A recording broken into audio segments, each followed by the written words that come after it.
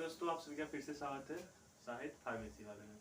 आज हम बात करने वाले हैं कॉपी जो बैक लगा है। तो कुछ बच्चे सोच रहे हैं कि इवोल्यूशन कराएं, कुछ बच्चे जो सोच रहे हैं कि हम बैक पेपर दें। तो पहले हम समझते हैं कि बेटर कौन सा है, इवोल्यूशन कराना और बैक पेपर देना।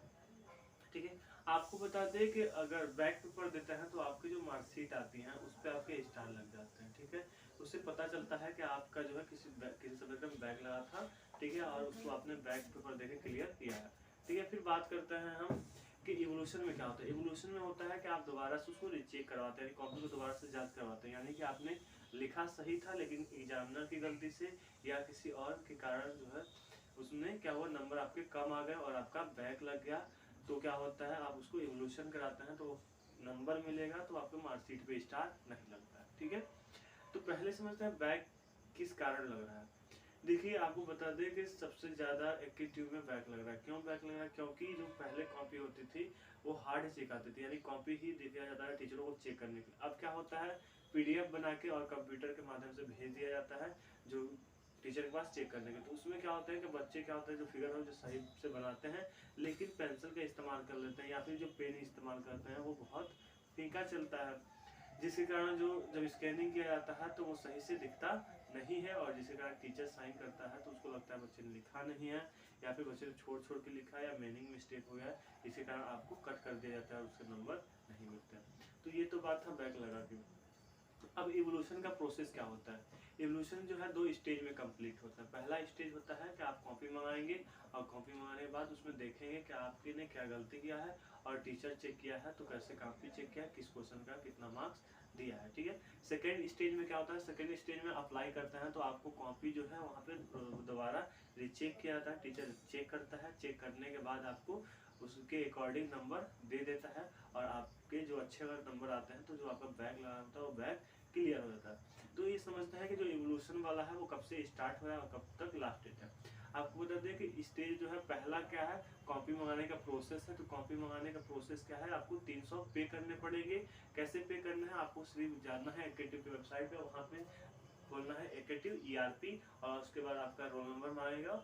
ठीक है, वहाँ पे रोल नंबर दे देंगे और पासवर्ड मांगेगा, पासवर्ड प्रोवाइड कर देंगे तो आप खुलेगा ऐसे एग्जाम डैशबोर्ड या इवोल्यूशन करके आएगा। उस पर आपको जाना है, इसलिए क्लिक करना है। वहाँ पे नीचे जो दिया रहेगा आपको कॉपी मंगाने के लिए इवोल्यूशन, तो वहाँ पे क्या करेंगे, आपको क्या चैलेंजिंग लिखा है तो चैलेंजिंग के बाद क्लिक करेंगे तो वहाँ पे पेमेंट के लिए आपको बोलेगा तो आपको 300 पेमेंट कर देना है। तो उससे क्या होगा, आपका कॉपी आ जाएगा। कॉपी कितने दिन में आएगा, कॉपी आने का जो प्रोसेस होता है वो 15 दिन के अंदर कॉपी आ जाता है। कॉपी आने के बाद सेकेंड स्टेज स्टार्ट होता है। सेकेंड स्टेज में आपको क्या करना है कि वहाँ पे जहाँ पे आप गए थे इवोल्यूशन वाले पे वहाँ फिर जाएंगे और जाने के बाद जब वहाँ पे सेकेंड स्टेज आएगा तो वहाँ पे आपको 2500 पेमेंट करना है। 2500 पेमेंट करने के बाद 45 दिन के अंदर जो है कॉपी आ जाता है। लेकिन आपको बता दें कि 45 दिन के बाद कॉपी आ जाता है, लेकिन एकेटिव की किसी प्रोसेसिंग में बहुत ही डिफिकल्टी हो रही है, जिसके कारण जो आपके फर्स्ट ईयर में जिन बच्चों का आपके जो दोस्त है उनका बैक आया था उन्होंने इवोल्यूशन के लिए प्रोवाइड किया है लेकिन अभी तक उनका रिजल्ट नहीं आया है। तो कुछ कहा नहीं जा सकता है कि कॉपी कब तक आपको जो है इवोल्यूशन का रिजल्ट आ जाएगा। ठीक है, क्योंकि अभी बैक वाला भी पेपर नहीं आता। तो ये था कि इवोल्यूशन के प्रोसेस क्या होता है, आपको कैसे कैसे इवोल्यूशन कराना है।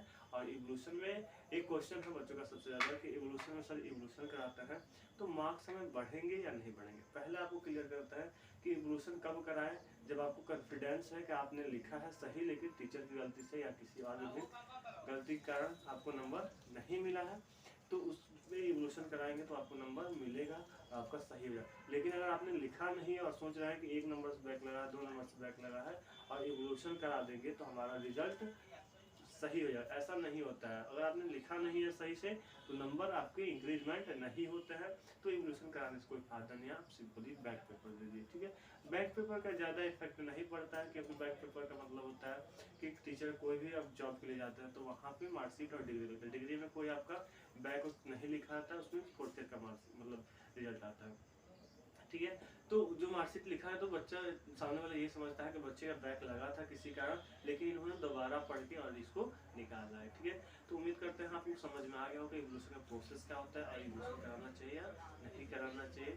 ठीक है, तो आज के लिए इतना है। वीडियो अच्छी है तो वीडियो को लाइक कीजिएगा, अपने दोस्तों के पास शेयर कर दीजिए, चाहे वो फर्स्ट ईयर में या सेकेंड ईयर में, ताकि उनको भी इवोल्यूशन का प्रोसेस अभी से पता चल जाए, तो बाद में अगर बैक लगता है किसी कारण तो वो इसको समझ सके। Thanks for this watching video.